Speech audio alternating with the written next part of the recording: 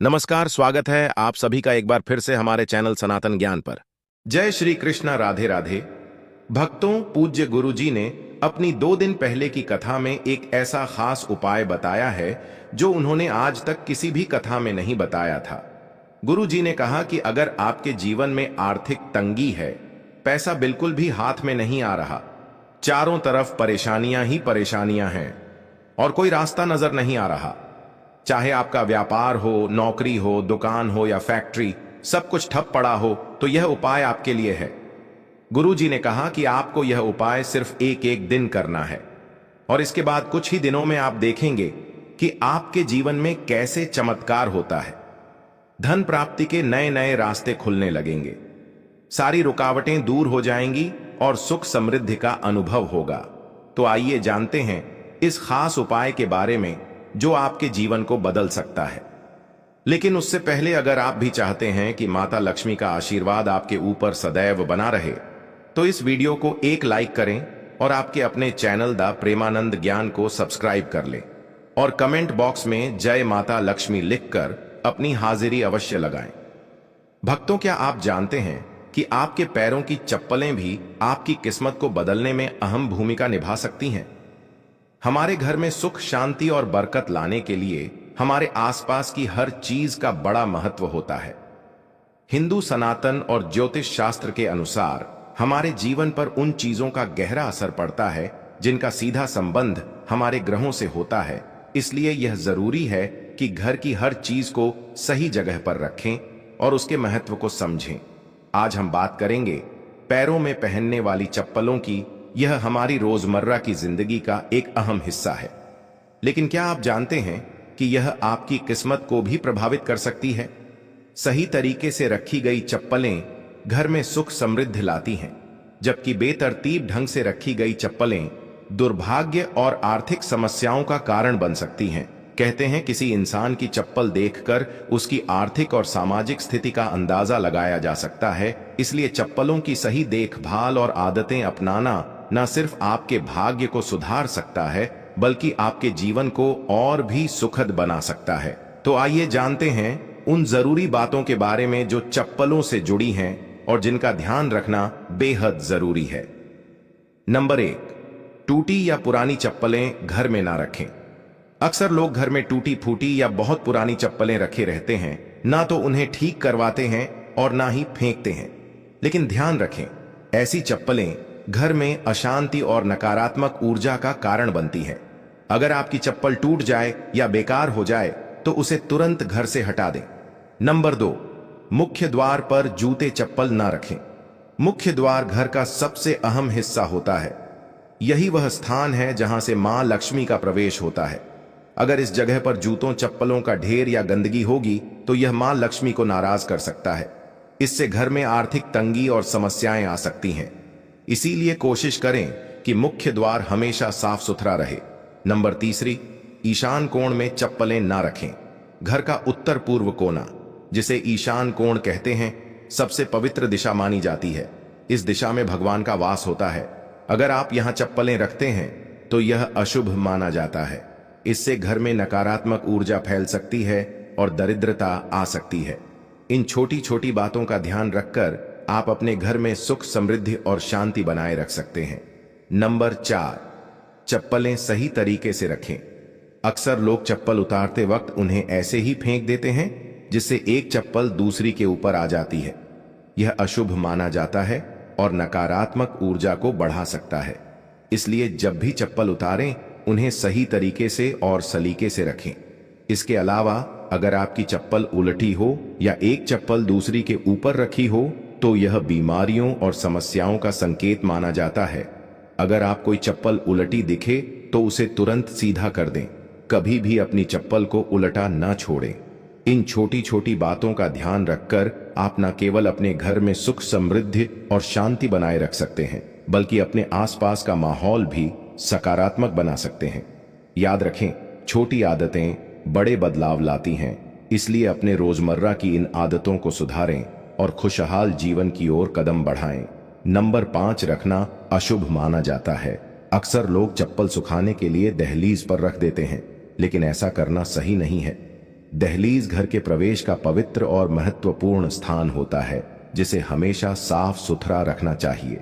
चप्पल या जूते दहलीज पर रखने से घर में नकारात्मक ऊर्जा आती है और बरकत खत्म हो जाती है। इससे घर की सुंदरता भी खराब होती है और देवी देवताओं की कृपा दूर हो सकती है। नकारात्मक ऊर्जा का असर परिवार के सदस्यों के रिश्तों और मानसिक शांति पर भी पड़ सकता है। नंबर 6, जूते चप्पल पहनकर कभी भोजन न करें। ऐसा करने से माता अन्नपूर्णा नाराज हो जाती है, जिससे दुर्भाग्य बढ़ सकता है। इसी तरह रसोई में भी जूते चप्पल पहनकर जाना बहुत अशुभ माना जाता है। इससे ग्रहों पर बुरा असर पड़ता है और जीवन में समस्याएं बढ़ सकती हैं। इसलिए इन बातों का ध्यान रखें और अपने घर को सकारात्मक ऊर्जा से भरपूर बनाएं। नंबर 7, घर के दरवाजे पर चप्पल उतारने से बचें।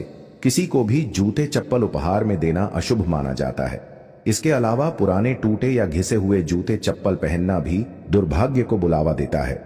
हमेशा अपने जूते चप्पल साफ सुथरे और अच्छी स्थिति में रखें। उन्हें समय समय पर धोकर पहने और घर में इधर उधर बिखेर कर ना रखें। जिस घर में जूते चप्पल बिखरे रहते हैं, वहां शनिदेव का अशुभ प्रभाव पड़ता है। नंबर 8, अगर आप शनिदेव की कृपा पाना चाहते हैं तो शुभ काम के लिए जाते समय या घर से बाहर निकलते समय फटे हुए जूते चप्पल पहनने से बचें। माना जाता है कि फटे या टूटे जूते चप्पल पहनने से काम में रुकावटें आती हैं और शनिदेव नाराज हो सकते हैं।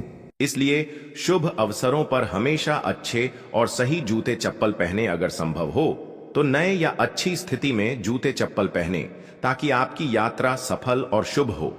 इसके अलावा अगर आप किसी खास जगह पर जा रहे हैं जहां अच्छे कपड़ों की जरूरत है, तो अपने जूते चप्पल को भी पहनावे का एक जरूरी हिस्सा माने। साफ और सही जूते चप्पल आपकी छवि को बेहतर बनाते हैं और सकारात्मकता लाते हैं।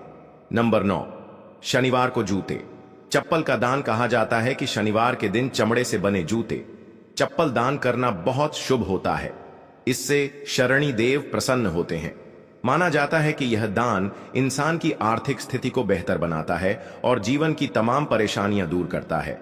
साथ ही दान से पाप कम होते हैं और पुण्य बढ़ता है। यह न केवल मानसिक देता है, बल्कि दिल को संतोष और आत्मिक खुशी भी प्रदान करता है। नंबर 10, फटे पुराने जूते चप्पल घर में ना रखें। घर में फटे पुराने और बेकार जूते चप्पल रखने से बचना चाहिए। कहा जाता है कि ऐसे जूते चप्पल घर में नकारात्मक ऊर्जा फैलाते हैं। इसका असर यह होता है कि घर के लोग अक्सर बीमार रहते हैं और गरीबी का वास हो जाता है। इसके अलावा यह घर में वास्तु दोष भी पैदा करता है। ऐसे में फटे पुराने जूते चप्पल या तो घर से हटा दें या किसी जरूरतमंद को दान कर दें। नंबर 11, जिनकी कुंडली में क्षण भारी हो या जिनकी 7.5 चल रही हो, उनके लिए कुछ खास बातें ध्यान रखने की जरूरत है। मंगलवार, शनिवार और ग्रहण के दिन जूते चप्पल खरीदने से बचें। अमावस्या के दिन भी जूते चप्पल न खरीदें, क्योंकि इससे नकारात्मक ऊर्जा और समस्याएं आपकी जिंदगी में आ सकती हैं। नंबर 12, किसी और की चप्पल पहनने से बचें। घर के सदस्यों की चप्पल इस्तेमाल करना तो ठीक है, लेकिन बाहर के लोगों की चप्पल पहनने से उनके दुर्भाग्य और परेशानियां आपके जीवन में आ सकती हैं। यह आदत अशुभ मानी जाती है, इसलिए इसे हमेशा टाले। नंबर 13, कांडदेव को खुश करने का एक आसान तरीका है कि शनिवार को काले जूते पहनकर हनुमान मंदिर जाएं। मंदिर के बाहर जूते उतारकर हनुमान जी के दर्शन करें और प्रार्थना के बाद उन जूतों को वहीं छोड़ दें। यह जूते किसी जरूरतमंद के काम आएंगे, जिससे शनि देव और बजरंग बली दोनों प्रसन्न होंगे। यह उपाय आपकी परेशानियों को दूर करेगा और आपके घर में सुख समृद्धि लाएगा। नंबर 14, जहां घर का अनाज या धन रखा हो, उस जगह को हमेशा पवित्र और साफ सुथरा रखें। अनाज और धन के भंडार वाले स्थान पर जूते चप्पल पहनकर कभी ना जाएं। ऐसा करना अशुभ माना जाता है और इससे धन हानि या अनाज की बर्बादी हो सकती है। इन जगहों को हमेशा जूते चप्पल से दूर रखना चाहिए। नंबर 15, पुराने और बेकार जूतों का एक खास उपाय आपकी आर्थिक परेशानियां दूर कर सकता है। शनिवार के दिन अपने किसी पुराने या अनुपयोगी जूते पहनकर किसी चौराहे पर जाएं। वहां जूते उतारकर प्रार्थना करें कि आपकी धन से जुड़ी सारी समस्याएं इन जूतों के साथ खत्म हो जाएं। प्रार्थना के बाद उन जूतों को वहीं छोड़कर घर लौट आए। यह उपाय आपके घर में बरकत और आर्थिक समृद्धि लाने में मदद कर सकता है। इससे आपके अन्न और धन के भंडार हमेशा भरे रहेंगे। अगर आपको यह जानकारी उपयोगी लगी हो तो इसे अपने दोस्तों और परिवार वालों के साथ जरूर शेयर करें। दोस्तों, यह तमाम जानकारी जन रुचि को ध्यान में रखकर दी जा रही है।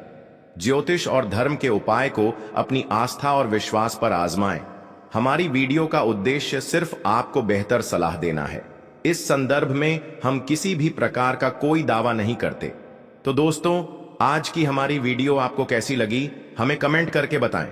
अगर आपको हमारी वीडियो अच्छी लगी तो कमेंट बॉक्स में जय मां लक्ष्मी जरूर लिखें और आपके अपने चैनल द प्रेमानंद ज्ञान को सब्सक्राइब करना ना भूलें। दोस्तों, मिलते हैं अगली वीडियो में एक नई जानकारी के साथ। तब तक के लिए जय श्री राम।